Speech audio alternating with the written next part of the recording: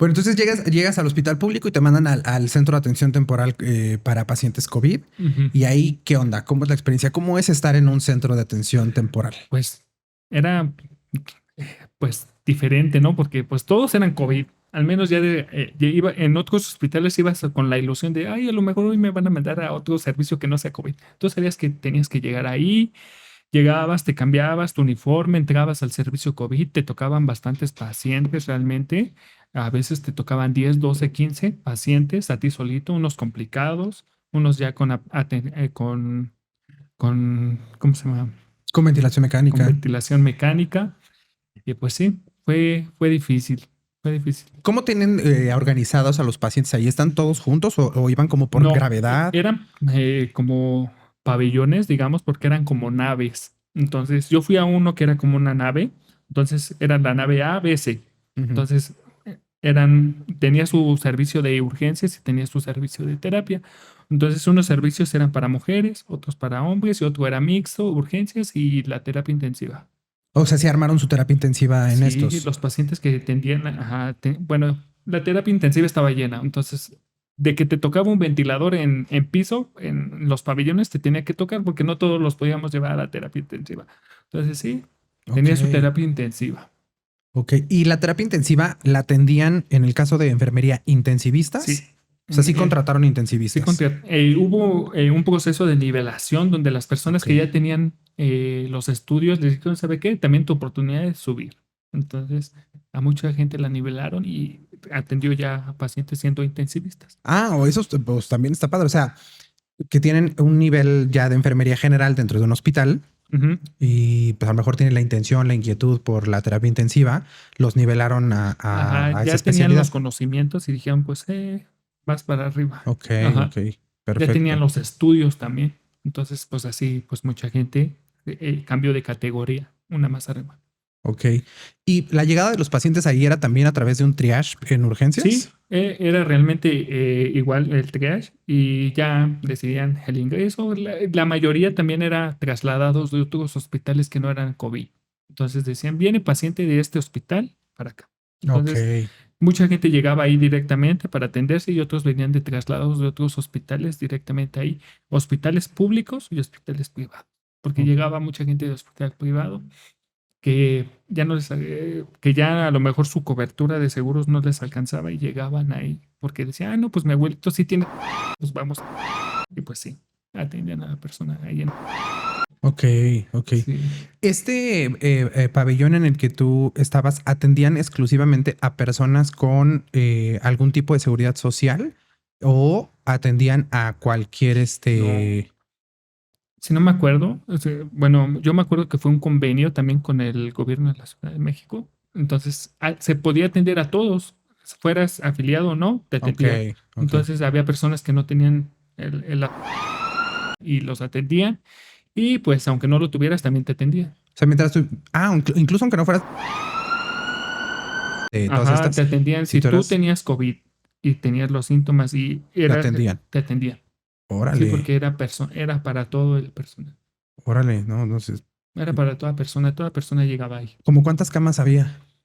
Había servicios que tenían, ay, no me acuerdo cuántas camas eran en total, pero sí eran unas, ¿qué diría? Unas 200 Ok. camas.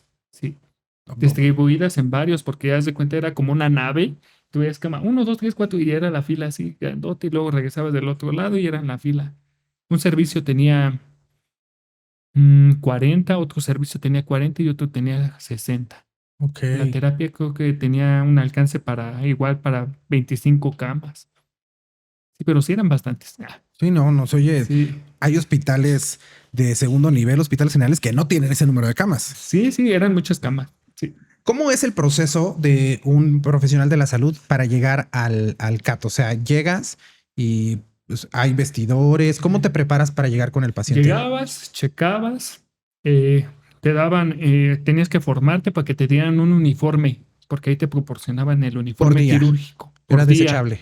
Llegabas, te daban tu locker, tú llevabas tu candadito, dejabas tus cosas, te vestías, te ponías tu equipo de protección personal y entrabas al servicio. Atendías a tus pacientes y ya de regreso te quitabas tu equipo de protección personal, te bañabas y ya. te Regresaba cambiabas a tu tu... casa. Ajá, regresabas a tu casa.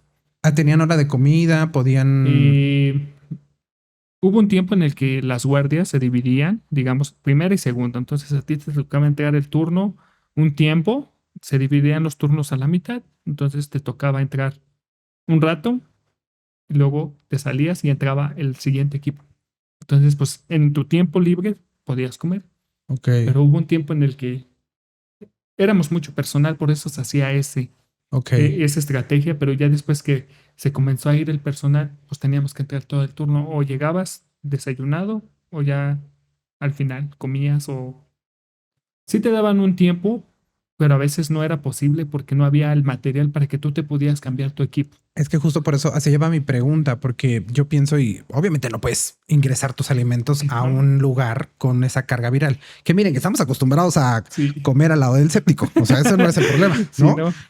Acostumbrados a olores y estamos, Sí, ¿no? sí, sí. Pero la carga viral tan fuerte que hay en un área COVID, pues no permite como que "Ay, voy a abrir aquí mi topper como mi sándwich de huevito para comérmelo aquí". Pues no, eso no está como tan No, fácil. no, no, no. Entonces, Ajá. por eso mi pregunta es, supongo que tienes que salir del área y tienes que quitarte todo para poder salir a comer y regresar y volverte a poner todo. Ah, había ocasiones en las que sí había el material para ponerte otro equipo y entrar con otro equipo, pero a veces no había la oportunidad, entonces decidías tú si se quería salir o no. Si salías era porque te tenías que poner el mismo equipo que te habías quitado. Ok. Sí, entonces yo decía, no, mejor me aguanto y ya al final ya veo que como, pero sí. ¿Cómo es el ambiente entre compañeros ante una situación? No sé si yo lo estoy exagerando Nah, o realmente se vivió como yo lo vivía desde mi casa cuando veía yo las escenas, ¿no? A lo mejor nos dejamos varios llevar por los medios de comunicación y eran escenas pues rudas, eran escenas muy fuertes en el tiempo más crítico de la pandemia, que fue yo creo por ahí de enero, diciembre, enero, febrero del 2021, que fue sí. como la etapa más fuerte. ¿Cómo es el ambiente entre el personal? ¿Intentamos echar de todos modos relajo como cuando estamos en el hospital o realmente sí hay mucha tensión y mucho estrés? Había momentos, había días buenos, había días malos, pero realmente, pues sí nos la pasábamos. Tratábamos de que se hiciera ameno nuestros turnos, porque era a veces mucha carga emocional más que carga de trabajo. Y pues sí, tener el equipo, pues te lastimaba, te sentías incómodo. Entonces tratábamos de hacerlo, pues, más ameno entre nosotros, iba a ser pesado. Y luego si nos llevábamos mal, más pesado. Entonces tratábamos de, pues, llevarnos bien. Y la mayoría de las personas que estábamos allí adentro éramos nuevos. Entonces, pues apenas nos estábamos conociendo, no estábamos como tan moldeados a hacer pues, ya como este es mi servicio, ya aquí Ujú. se hace lo. Tratábamos de moldearnos pues, a los servicios y como gente nueva, pues también echábamos un poco pues, de relajo ahí en el servicio cuando se podía, porque cuando no, pues cada quien en su lugar. Claro. Sí, pero era un ambiente bueno, realmente donde tratábamos de estar tranquilos y pues haciendo las cosas como realmente se tienen que hacer. Ok. La llegada de los pacientes a estos centros era más a pacientes que llegaban críticos o más bien eran pacientes que llegaban normalmente por urgencias con con algunos malestares, algunos síntomas de la enfermedad y se complicaban en el proceso. Ajá, pues realmente era de todo, porque los pacientes que ya estaban con ventilación mecánica no los trasladaban. A veces sí llegaban, pero pues era gente que decía tengo síntomas y llegaba ahí y se quedaba ahí, a pesar de que no tuviera ninguna complicación. O sea, sí recibían pacientes con insuficiencia respiratoria, pacientes críticos a Sí, través de urgencias. de todo. Ok, ok. Y entonces pues pasa esa Ay, sí, temporada, ya no quiero ver. pasa esa temporada Que nada más complicada. me causaban puros traumas emocionales. Ah. ¿Sí crees? ¿Sí sientes que de ahí Sí, hubo pues sí, un cambio? sí me causaban varias cosas. ¿Cómo qué? Aprendí a ver pues a los pacientes de diferente manera y comprender la situación.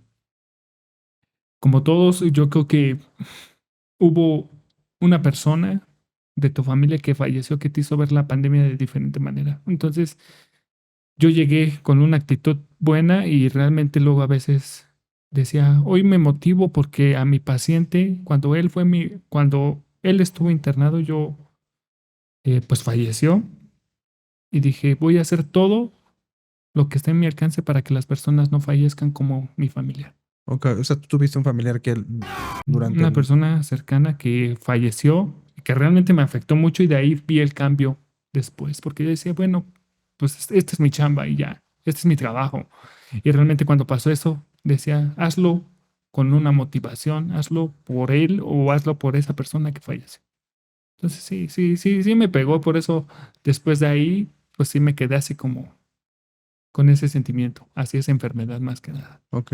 Sí, yo creo que no, pues no creo que haya alguien que aprecie al COVID para nada, porque a todos nos cambió la vida, pero sí creo que las personas que estuvieron más cercanas a la enfermedad, que son los profesionales de la salud que justo estuvieron han tenido pacientes durante esta temporada, pues son los que más rechazo tienen a la enfermedad, a lo que se vivió, a la negligencia de las personas, que nos valía madre, que hacíamos lo que queríamos y nos valía la situación que estaba viviendo, ¿no?